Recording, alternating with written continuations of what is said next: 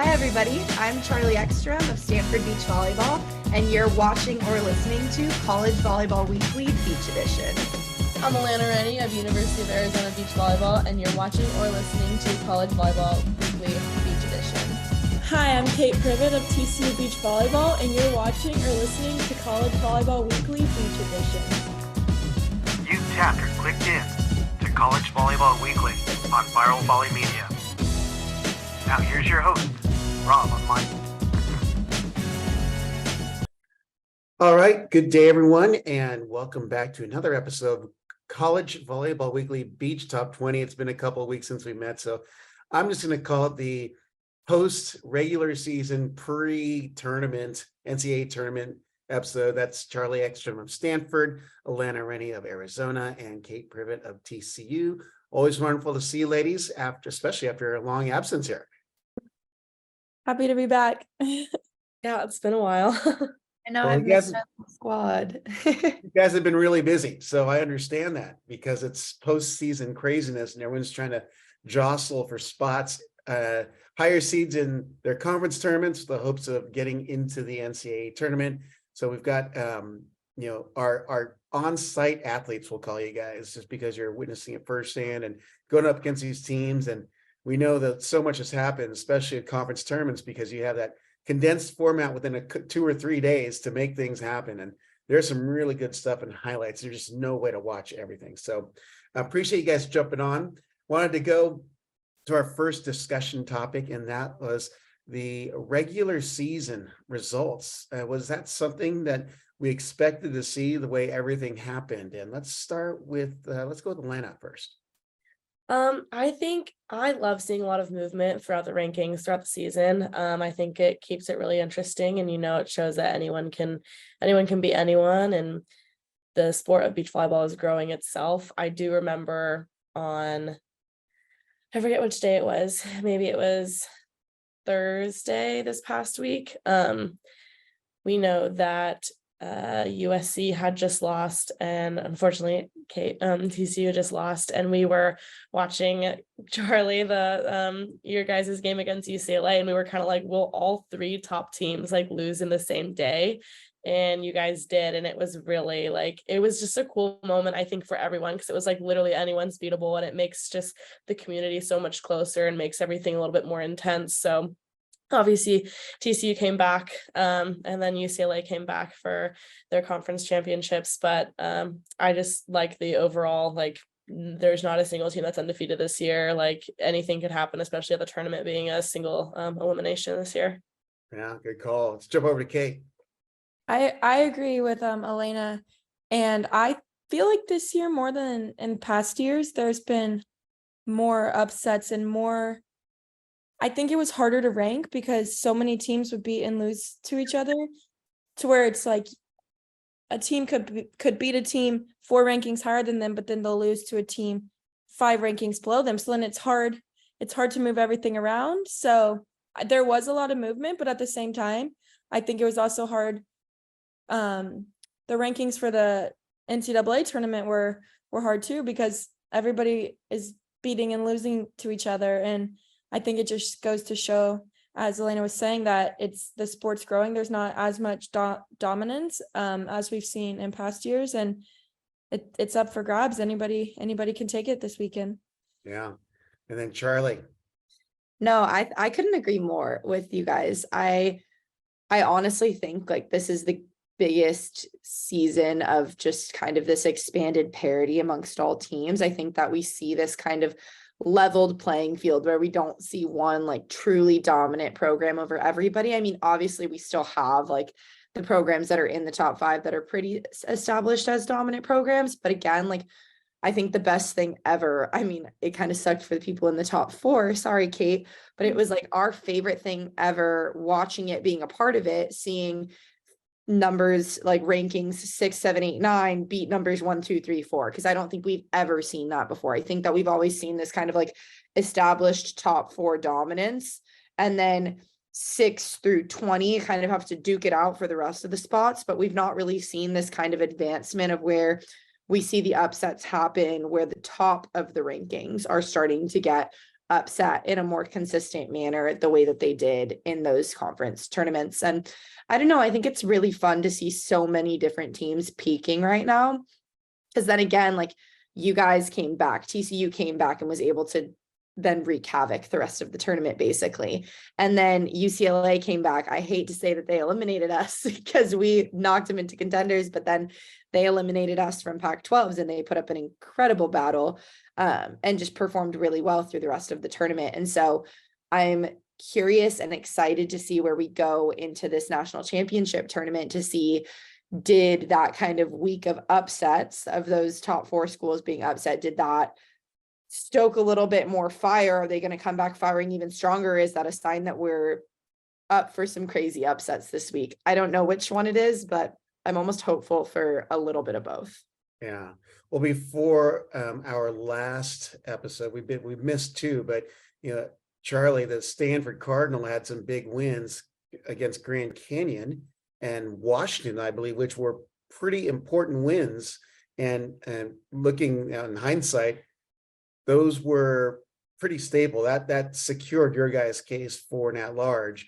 But you guys are talking about the depth and breadth of talent.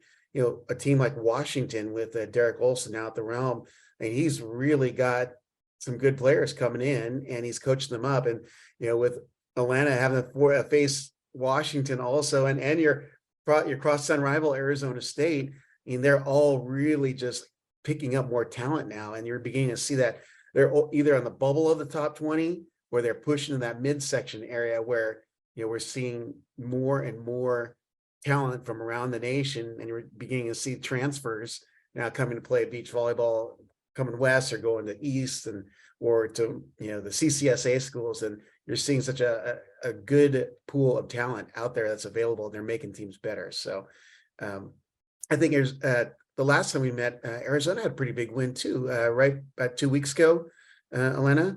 Yeah, we were in Hawaii and we played Hawaii and Georgia State twice each, and we beat Georgia State on one of our games. So, and then right after that, we went to Pac-12s.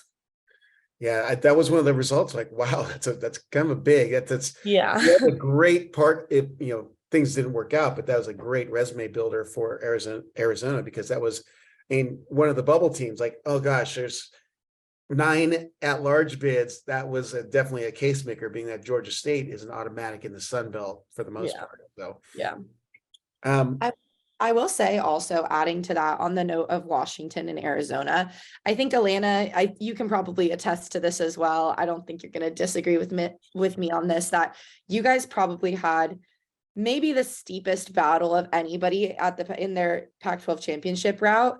And you guys came out and unfortunately did get eliminated earlier than other schools, but you really put up a great battle the whole weekend. And I mean, playing number 1 and number 2 within a span of a day and a half, like really, like that's kind of a very unlucky, unfortunate draw.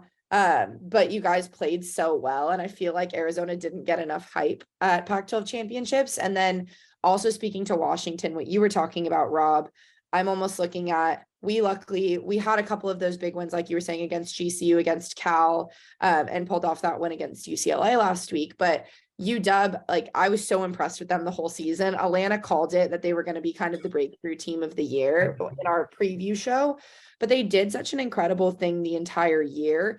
And I almost think of them as what I thought of Long Beach State in the 2022 season, of how Long Beach State was like right on that cusp. And had they had a big upset in the Big West tournament, that they might have gotten that either automatic qualifier or an at-large, but they were like just at that cusp. And I think UW unfortunately had a similar end of season outcome. I think Derek has done such an incredible thing with their program, and I was so impressed by them the entirety of season. But I almost think that like FIU's fight for that at-large bid just outbid them with the one more big upset of Hawaii. And so I think UW is right on that cusp. I think that it was kind of between FIU and UW for who was going to come in, and Washington didn't come out on top, but I would not be surprised if in the coming years they're going to be a big contender in NCAAs. Okay, looking at the CCSA conference, and obviously your team came into Cal Poly, and wonderful opportunity to see you play in person.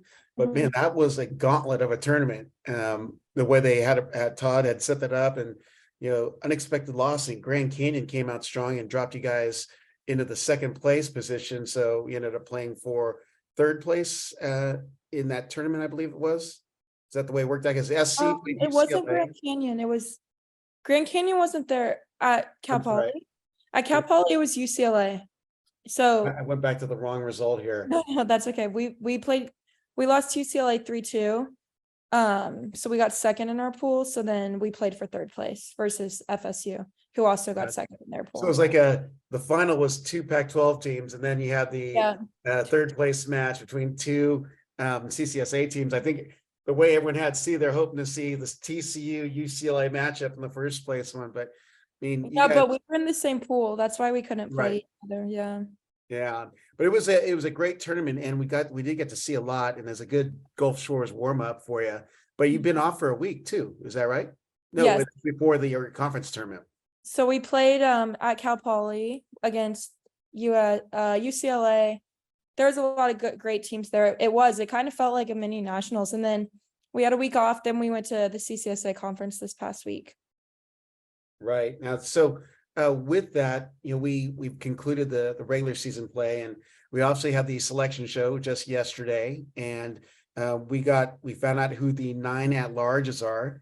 Trying to see if would be the best way to go about doing this, but based on their scenes, let's talk about their matchups. If you guys have seen the brackets yet, which I know you probably were jonesing over them, looking over them to see who got matched up with which. But starting off with the playoff match, UT Martin and Texas A&M Corpus Christi were basically the predicted winners of those conferences from the beginning of the season, which they are. So they get that play-in match, and the winner that gets to play UCLA. That match, UCLA obviously is playing really well. But I did skip the fact that out of those tournaments, I wanted to look at those results here really quick, because we had 2, let's see, I guess you'd call them kind of upsets, so to speak. In the Big West, Long Beach State upset Hawaii. Hawaii then got beaten in the contenders bracket final against Cal Poly. So the final ended up being Long Beach State versus Cal Poly. And Long Beach State, for the second time in school history, got the bid to the automatic for the NCAA tournament. And with that, they moved Taylor Hagedon, Malia Gimentera to the number 1s. So amazing shifting going on there for Coach Campbell in that program. But I thought Hawaii would be unbeatable in Hawaii. So what do you guys sense on what happened, and thoughts on what happened in the Big West Conference tournament? So let's take a stab. Let's go. Who's looking ready? We'll start with Charlie, since you played with Brooke, and you're going to. I think that, Rob, when we were doing the preview with Yumi and Kelly on our little tree takeover, we were really expecting Hawaii to kind of come out pretty dominant, because they'd been pretty dominant in Big West play the whole season. I was borderline a little worried when Cal Poly took Hawaii that Cal Poly was going to pull another miracle number and win their Big West tournament and get that automatic conference berth. Because it was like their last Hail Mary, and they did it last year too. And so I was like, oh my gosh, is Cal Poly going to do this again and win their conference and secure their automatic berth, and then put Long Beach State and Hawaii at risk? Long Beach State ended up taking it, so put Hawaii and themselves obviously at less risk. But Long Beach State came out guns firing, and Hawaii had beat them 2 or 3 times prior this season. And so that was kind of, I feel like it was their biggest grudge match. And when it came down to crunch time, they were able to pull off the upset. So I don't know. I think it was pretty cool. It was a pretty cool moment for Long Beach State to see them do that. And they got gypped of a national championship appearance last year. I still stand by that. And so I'm excited that they'll be here this year. Yeah. Alana, anything to add? Can't really say it better, but I think it's always fun to have not only an upset, but an upset away. So I think it was really cool that, Hawaii, a great place to host, great place to travel to. Thankfully we got to do that this year as well, but really happy for Long Beach to have beat Hawaii in their home turf and really mix it up just a little bit more. Yeah. And Kate, anything else to add there? Yeah, I think they covered it, but I agree. I think it was probably really great for Long Beach to secure that automatic qualifier. Then didn't have to worry before the selection show. And as Charlie said, they were really close last year. So it was probably really, really nice for them just to secure it. Yeah. I'd be interested to see what Coach Campbell does with his line and his pairs through the flights. If he's going to shift them around, or if he's going to stick with what won in Hawaii, because I was shocked to see Haginaw and Gemintera move all the way up from just weeks ago. They're in the 2s and 3s, and I'm like, wow, that's kind of in a big place right now as true freshmen. So good future for Long Beach State, but still got a tournament to go to. The other eye-catching conference that really I was shocked was the CCSA tournament. I'm not sorry, the Conference USA tournament, because that's the FAU FIU conference, where I think everyone pretty much had all their money on FIU, and what happened? FAU won the automatic bid, and FIU, which I was watching before we came on, they were the ones that were the final at-large bid announced, and seeing just the sigh of relief on the girls on the couch. But FAU had a late surge, and I think some of you guys saw FAU, right, Kate, this season? Yeah, we saw them in Miami about a month ago, but yeah, FAU's always really strong, and I feel like I know last year they, like you said, they had a late surge. They ended up doing really well at nationals. They play really gritty, so I'm really happy that they got that automatic bid. Yeah. Alana, anything to add on the FAU FIU Conference USA conference tournament? I think unfortunately we don't really get to see those teams a lot, but we try and keep up with them and see how they're doing. And those are two pretty well-known teams in that conference, especially. So kind of happy to see them in the both in the tournament, and that they could see each other pretty quickly if they both win, that they would immediately play each other after the first round. So could be a grudge match if they both make it through the first round, but I think everything else is pretty much covered with them. Yep. And anything else to add, Charlie? I think, like, just echoing what the other two said, like Kate and Alana, you guys hit it. But I think the one thing that I'll add too is we met up with both of these teams this season. Actually, we met up with FIU later than we did FAU, but FAU knocked us out of the tournament last year. So we were kind of very anxious to play them again this year and excited that we were able to take them. But FAU and FIU both have such different styles of play that I was really intrigued to see their matchup. FAU being like more of like a scrappy kind of ball control team. FIU being more of like a power combined with like a big combined with a small was kind of the way that we had seen all of their matchups being, with like players like Giada Bianchi, who's like 6'4" and blocking everything. I was very impressed with FIU's physicality, but FAU's scrappiness was really impressive to me. And so I was almost thinking that FAU might be able to edge ahead on that one. And so I wasn't necessarily surprised, but I was almost happy to see FAU being able to edge ahead and get that auto berth. But I'm excited to see that both of them are in for sure. Yeah, FAU's late season surge came right around the time that they got Marketa Svozilova back there, sophomore from Czech Republic. But ironically, the pair of the week this week in the ABCA, Julie Hansovachova and Jillian Cloud, and 5'9", 5'7", but I mean, they played really well. I saw them at the Battle of LA when they were playing out here at Mapes Beach, and FAU's got young talent. I thought, Mackenzie and Erica are gone. Let's see what happens to the program, but I think they're pretty fortified. So I think that with that first round matchup, they play. We'll talk about that later, but we'll discuss first round matchups here in a little bit.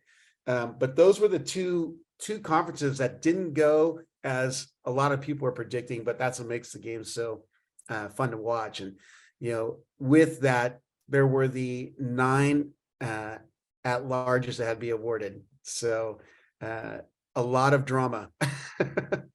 For the most part, the show was a quick one, but quick to the point. And there are so many teams I felt that could have been in there. So we're hoping for tournament expansion. I'm sure that would have been, if you went to what's the next level? They go 24 with some plans. Is that what I was talking to Todd Rogers about? But what is the chatter about where the tournament could go in the upcoming years? Do you guys have any sense from what you've been talking to coaches or other players and anyone? All that I've heard in the scope of it is I think everybody's wanting expansion. I think that we all see it, that there's this like giant playing field of incredible teams, and there are unranked teams that are still pulling off upsets in regular season. And we're seeing some teams that are winning their conferences that are unranked, which then knocks the at-large potential it makes the at-large bid fight so much harder. And I think that we could have seen a lot more teams in this tournament, and we could have seen a lot of fun games regardless. And so I think the 2014 bracket would be awesome. But again, that's just me coming from a biased old lady standpoint, and I won't be here next year. So it doesn't have a large effect on me to play in the coming years, but I still think that for the expansion of the game, how we're growing and how talented all of these teams across the nation are, I think that we could easily see a 2014 bracket expansion and see a lot of talent come out. Yeah, maybe they'll do it before Huntington Beach. 2025, is that when they come over to Huntington Beach? Yeah. So any thoughts to add there, Elena or Kate? Yeah, I mean, I would totally love to see a larger bracket. I think just this past season showing how many people can upset and just how competitive the sport is becoming shows that the tournament, it simply just isn't big enough. There are so many more deserving teams that could also be in this and give everyone a run for their money, and have a couple more games go here and there. But so hopefully in years future it gets bigger. Yep. And anything else, Kate? Yeah, I think if now that they switched it to single limb, it needs to be bigger. There's enough time to play more games single limb, so I definitely think that they should expand it. Well, that's funny that you should mention the single limb thing, because I go back and forth, and I had this conversation with one of the coaches before the preseason preview, not an episode, but I did it as a piece for Volleyball Mag. But I'm like, gosh, single elimination, yeah, that just doesn't seem fair. A team flies out there for 50 minutes and gets knocked out. I love the battle through the loser or contenders bracket and seeing the drama there. But then he pulled the data. He's like, well, no team has won it out of the contenders bracket since we started doing this. But I feel like if any time there would be an upset through the contenders bracket, it would be now because of the talent. But could an athlete do, I guess if you did a double elimination, it'd have to be a minimum of 3 days out there. Is that right? Right now it's already 3 days. Well, 4 days technically with the play-in With the match. play-in, yeah. But I mean, I just thought there was so much excitement at the double elimination format coming through the contenders. I think double M for 16 would be I don't think you could do that in one weekend. But I mean, you could do it in 2 weekends, but they could have kept the double M format from last year. I think if you're only going to have 16, I liked that format better. But I mean, single M will be fun. Everybody's going to come out firing. So yeah. What about from an athlete perspective, though? If you're doing double elim for, we'll say, move it to 4 or 5 days, is that doable, or is it just too much for you guys to handle? I go back and forth because we all are coming from conference tournaments where the conference tournaments are double elimination and they're over 3 days. But again, like those are 9-ish team conferences. And so when you have a pool that's about that of talent where you go to the double elim and you have 8 or 9 teams, the way that the bracket has been in the past, it makes sense because you only have so many teams and you want the championship tournament to not just be a 2-day tournament. Like you want it to still feel like a national championship.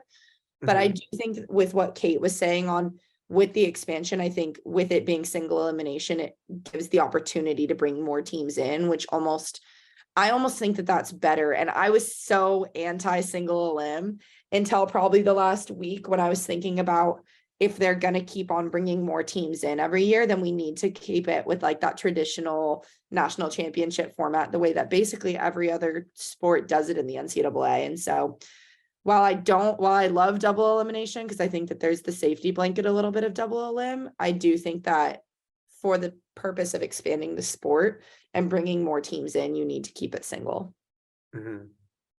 Any other thoughts, Elena or Kate?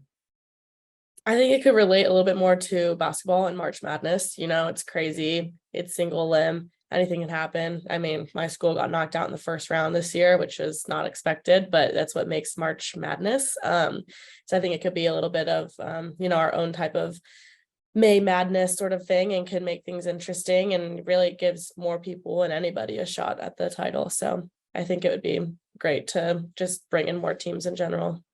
Yeah. Anything else to finish up with, Kate?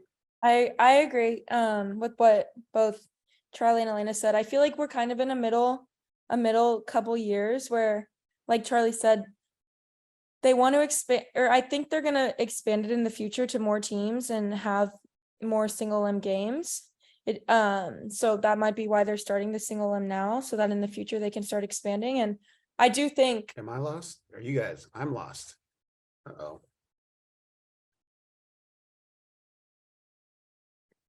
Oh no, Rob froze. He wasn't, and then he was. I know he goes, am I lost? And we're like, no. So. R.I.P. Rob. Am I frozen? Yes. This is so fun that he's gonna have these bloopers of just like, we're all like, hey.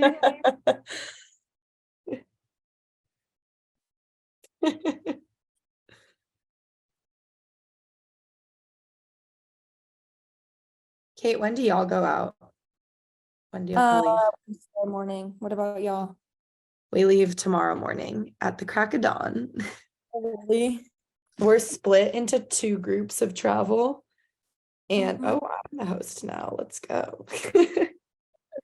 We're split into 2 travel groups, and one of the groups is leaving at 3:45 a.m. and I'm in the group leaving at 5:30 a.m. Oh my gosh, 3. Why are you split into 2 groups? Because they couldn't find a flight that was going to put all of us onto one that wasn't going to get us in before 1 a.m. So it was either basically arrive at 1 a.m. or be split up into these 2 morning groups. And so our director of ops set us up with, like, the starters are on the later group so that we can sleep a little bit longer, but we're still able to get our whole team out, which is pretty fun. All right. Sorry about that, ladies. I'm seeing a hotel that's got bad Wi-Fi. So there you go. I'm blacked out. Did you keep talking, Kate, on that one? I mean, I thought it was going to be a really good response, and then it just went black on me. Oh no, I kind of just stopped when you Well, it was funny, Rob, because you go, am I frozen? And we're all like, no. And then you froze.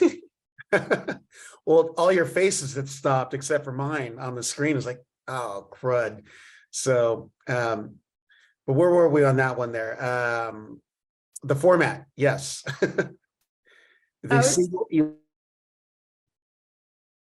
Oh. No. Oh no, I think he's here. Maybe it's just the question. Do you want to just answer it, Kate, and just so that he has the recording? I think the single elimination will be good, and in the future I really think that more teams will get to participate, which will be really good for the sport. So I think it's a good thing. Frozen face is so funny to me.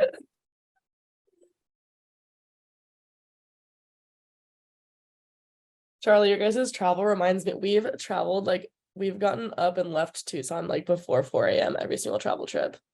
Oh my To god. Hawaii, I think we left at 2 a.m. Oh my And, gosh. like, What? we've driven to Phoenix every single time.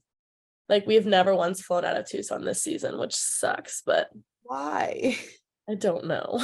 That is Site availability there. Sorry about that. I paid for the higher internet too. I'm not happy here. You're a-okay. Kate answered the question. We just had her answer the question while you were frozen. So it looked Yeah. like I'd never seen that message before, but it's still recording. I got a message like it's been continued to record while I was off. So, so I've never had it drop on me as the admin to the meetings. Oh yeah, no, I became the host. I took over. Good for you. There you go. Well, I think when I did talk to that other coach, though, I like to keep them on the down low because they may be on certain boards in certain organizations that determine these things. But I mean, I think they go back and forth also. They love to see the excitement of a tournament. But then again, it's like you have teams that play in like these artificial complexes for a beach. And then you have teams that play actually out on the beach and have to deal with all the conditions. And that one good team gets out to these conditions could get eliminated easily just based on play. And if they're not trained for that kind of play due to the elements, or let's say it's freezing cold, or if you're like, I look at the Washington girls, I'm like, they play in cold all the time. They come down here, everything's warm, you know? So they're like, if anything, they're training with all this the heavy athletic gear. It's going to seem like nothing to them when they come down to play in the South. So, but I mean, the weather is a reality. You know, look at Gulf Shores. I think at the CCSAs, there's a lightning watch the morning or Friday morning. They're waiting, and they actually made the call to make it a play to decision, or play to decision rather than completion, because the original format was supposed to be the completion. So, I mean, one loss, any good team could be affected by that, especially if, like for instance, when we were down in Florida, I noticed it was like, yeah, the winds are crazy here. We were down in Miami and we're on the beach. I was like, oh, that cone is moving on its own. You know, how are you supposed to play in conditions like that if you're not used to it? So, but you guys have the experience of going out there, and that's why I think coaches schedule to play teams all over, hopefully, if they have the budget, of course. So, or if you go, what's that? Oh, I was going to say, I think that's a really good point. And I think, like, I don't know, speaking from a California school, with how crazy the California weather has been this year, I think this is the first time that we feel fully prepared for like crazy elements, because we've had crazy rain, we've had psycho winds. Like, we had, I think, 15 trees blow out of the ground on campus one week. And we have a lot of trees on campus, but that's still like a huge number. Like, we had some massive trees just blowing out of the ground because of how wet it was and how windy it was. And so I think that this is the first year that we feel like super prepared for the crazy winds that are like that Gulf Shores is known for, as opposed to, I feel like a lot of the schools on the East Coast are always really prepped because they're used to playing in a lot of these winds or have experience playing at Gulf Shores. And like you were saying with like UW or schools that play in the Northwest or whatever, there's all these like varieties of weather and elements that you have to kind of face. It makes beach volleyball so fun, but it's also kind of crazy when you go to a school that has, like, again, an artificial facility versus one that has a lot of experience playing in really crazy weather. Yeah. Yep. Well, just in fear of bandwidth issues, let's start talking about the bracket that came out and the matchups. Because there are some interesting ones, but I'm going to bounce it to you guys if you guys had a chance to take a look. But in the first round, what are some of the matches that are potential, we'll call them exciting,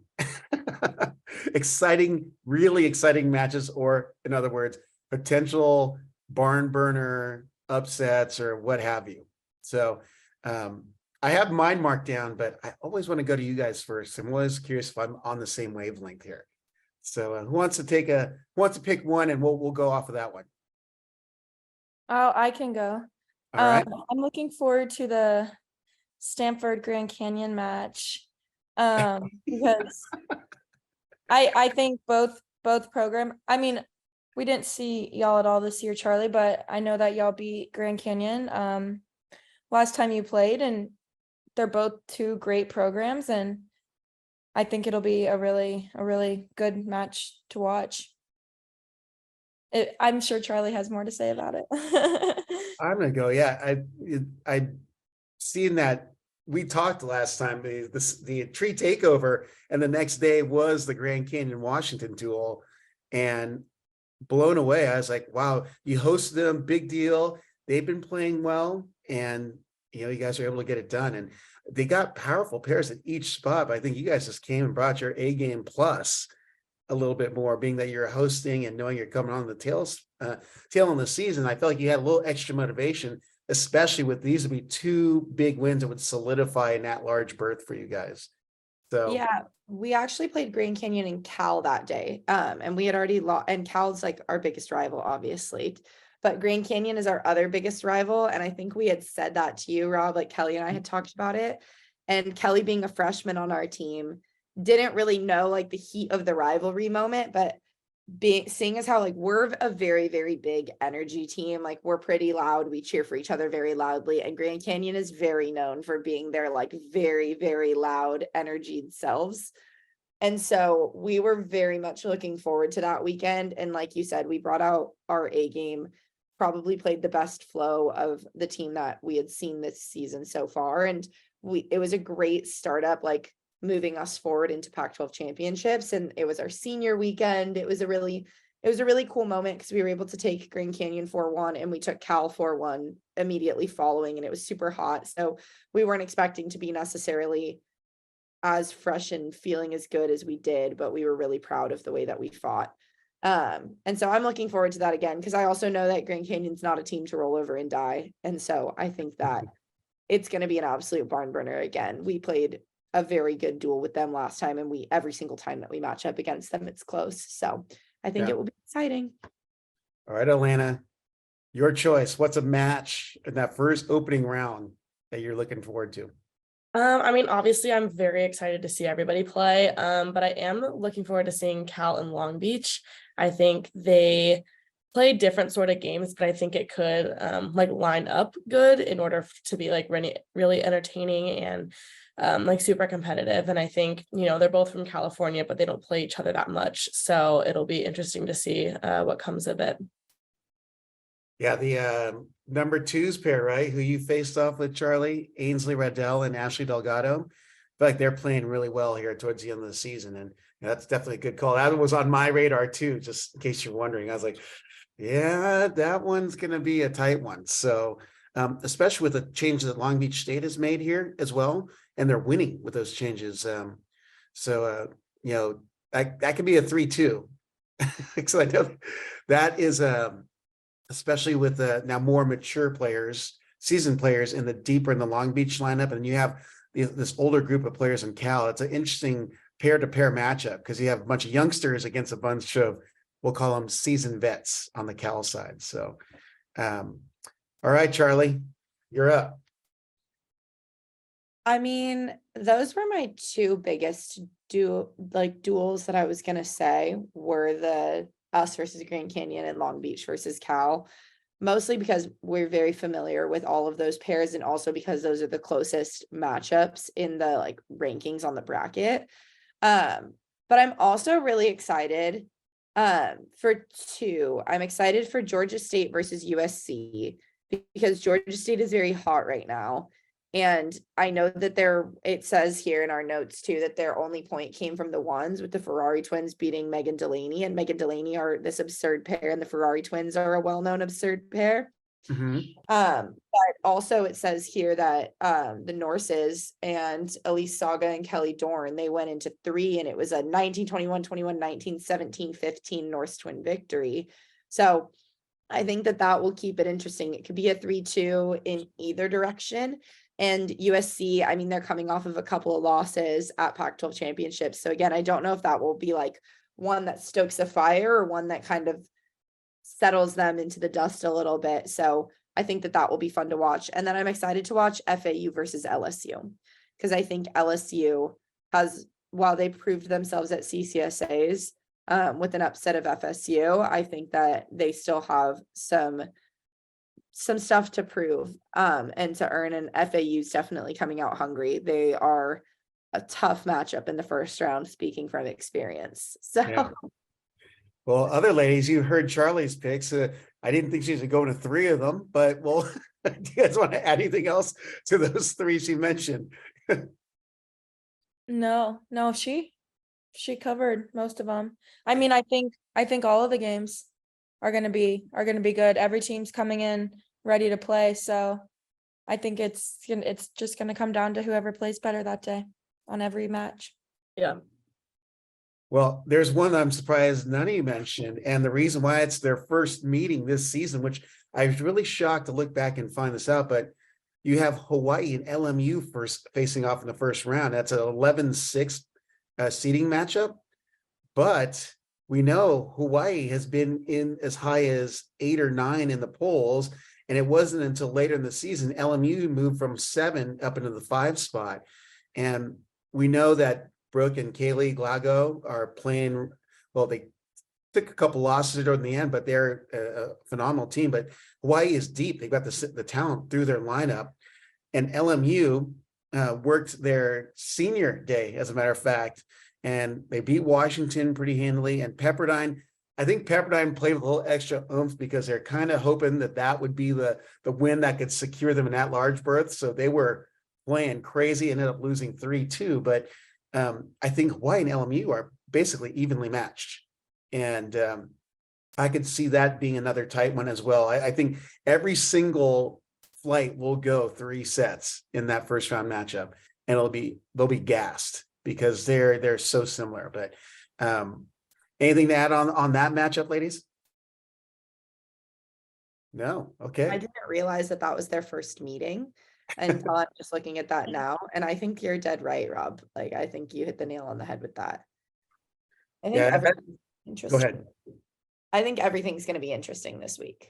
Yeah, I didn't think that would be a first round matchup because that's just, they're way too close in talent there.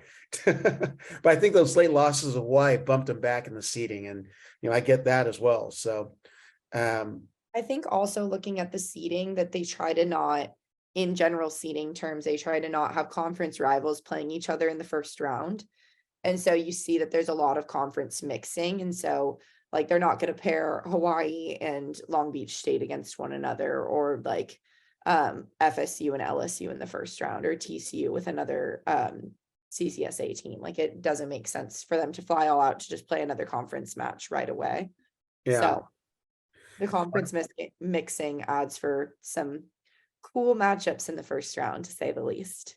Well, I would love to go on and project the rest of the bracket, but I don't want to offend teams that say, oh, then give them extra motivation. But so I won't let you guys do that. But I mean, the top half of the bracket has number 1 seed UCLA, and the bottom half has Kate's team. TCU is number 2 in the tournament. But I mean, the road to going to that championship match is going to be gnarly. I mean, that's like, no matter who I project or put in there, I'm like, yeah, it's just going to be a good tournament this year. So, I mean, you're right. I think Atlanta, they're going to have to push for more sooner rather than later and open up the tournament, because there's just, I mean, I feel like we'd be robbing volleyball fans of good national volleyball or beach volleyball. So let's end with you guys picking out some top athletes, performances, or teams of the week. I definitely have mine in locked and loaded, ready to go, but I always like to defer to the ladies first. My mom taught me well. So who wants to take a shot at it? Alana, are you feeling it? I want to give a shout out to UCLA. I think their ones this year, or this past weekend, they've been kind of going back and forth between their ones and their twos, and some of their pairs have been mixing up. But Lexi Dunnenberg played with Maggie Boyd, who eventually, I believe, got hurt throughout the tournament. So then Kelly Agnew took over her place, and they pretty sure went undefeated for the rest of the weekend. So wanted to give a shout out to all 3 of those people. Maggie possibly playing through an injury and then just unfortunately wasn't able to go through with it anymore. Lexi Dunnenberg playing with 2 partners, and Kelly Agnew stepping into that ones position and doing really well and keeping it consistent for her team. Well, a couple things. Did Maggie finish out the match, a duel she is in? And I'm not sure. We weren't there when it happened, but we were given a lot of information. I don't know if Charlie knows. She did. It was against us. She finished out the match. They lost to our ones pair 16-14 in the third, and then she never re-entered the lineup after that. She had been subbed out for Kelly. So we don't know the details. We wished Maggie the best, and she was playing fantastic. So whatever it was, she wasn't showing it, which is very, very impressive, because I mean, speaking from experience of playing through injuries, I think it's really hard to play as fantastic as she was playing. And it's just like, again, it's kudos to her. We always talk about her. She's like one of the most fantastic freshmen of the year by far. And like, there was no difference than this past weekend. I think it's very incredible and a testament to her skills as a player. Yep.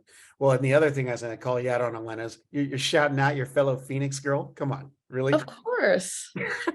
Kelly Green Agnew. She's from the hood. She's from the Phoenix hood. Right.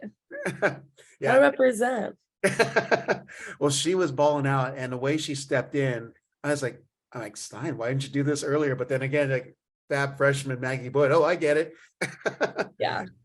But yeah, that's definitely a good call. Kate, you want to take us your shot at your top player, team, pair, or individual athlete? You can I yourself if you want. You had some good balling going on. no. I have two Talking pairs. third person too. That would be hilarious. That would be funny. Charlie from Stanford, we were watching the UCLA duel, and y'all's threes team, Kate Riley and Emmy Sharp, really they came in clutch. So I thought that was a really awesome performance by them. And then I'll go for my own team, our fives pair of Haley Brock and Rochelle Scott. They really killed it this weekend and helped lead us to the conference title, and they really played great. So I wanted to give them a shout out too. Excellent. We'll close out with Charlie. I'm actually lightly upset with you, Kate, because you took both of my pairs. I was like, I have two pairs, and if either of them are going to get said, like at least I've got the other one. Those were actually my exact two pairs. Were our threes, Emmy and Kate. They ended up making the all tournament team. We keep saying like this is our like running like saying with the team that like, Kate and Emmy just have that dog in them. Like they're just ridiculously talented and are playing so well together. And they were kind of a late mix-up pairing, which I had started the season with Kate, and then Emmy and her started playing together and just have been doing so well. And I don't know, I think we all started crying when we beat UCLA. And when Emmy got the ace to win it, it was a pretty surreal moment. And I'm so proud of them because they played so well the whole weekend. They were doing their thing, and it was awesome. But I actually noticed this. Haley's a friend from home, and then her and Rochelle playing together. I saw on the social media feed today that Rochelle got her 100th career win. And I believe the only other final of which it was the finals. Okay, so that's even cooler. So Rochelle got her 100th career win to win the CCSA finals. And it said that she's only the second ever Sandy Frog to get that award. And I know that the first ever one was Haley Brockett. And so I think that that's pretty cool that they're the only two like TCU players ever to reach 100 career wins while wearing the TCU uniform, and to both have it together. I think that's just a huge kudos to that pair. And I think it's cool. I was like, wow, that's a really fun moment when you're the two players on the team who have the most wins like ever. And Rochelle's not even a fifth year. She's technically has one more year too, and she already got 100 wins, which is pretty crazy. Yeah, that's awesome. Well, I'm going to throw down an LSU pair because being that I was on the CCSA feed on the Valley Live app through AVP, which is pretty cool. If you guys haven't checked it out, you got to download that Valley Live app. I'm not getting kickbacks from it, I promise you, but it's just a cool platform. I worked the twos court all during the CCSAs, and I was really impressed with Parker Bracken and Grace Seitz. I think Charlie knows Grace pretty well, but I hadn't seen them play. I didn't get to watch their courts when they're here in the East meets West, but twos is another tough pair to be at. There's so many good pairs. I mean, Florida State's twos, your former partner, Kate, Jordan Polo and Anna Long were playing well, but gosh, it's just made me realize how strong the talent is. And yeah, it's getting better throughout the flights, but that means the ones and the twos are getting even like they're international level quality players now at this point. So, but yeah, Parker Bracken and Grace Seitz played a great tournament, and I was watching the Pac-12 broadcast, and Anne-Marie Anderson, Holly McPeak, and Cameron Irwin like, yeah, the Pac-12 is the strongest conference. Like, yeah, it is, but you know what? CCSA is right there too. You can't skip out on that. As I'm watching all your teams go at it, yeah, I was multitasking, watching the Pac-12s, calling the CCSAs. So I can chew gum and breathe at the same time, and it's a good couple days of volleyball. But we have now full 3-4 more days coming up here in Gulf Shores, and looking forward to seeing what happens this weekend and chatting with y'all again. So that's Kate Privet of TCU, Alana Rennie of Arizona, and Charlie Ekstrom of Stanford. We'll all be watching her playing this week. Actually, I'm lying. I'm at the men's championships, so I will do what I can to watch. or get previews or get the inside info from you guys. So ladies, thank you again. Look forward to chatting with you next week. Be sure to follow Rob Espero at the Rob on the Mic on Instagram and at Rob on the Mic on Twitter.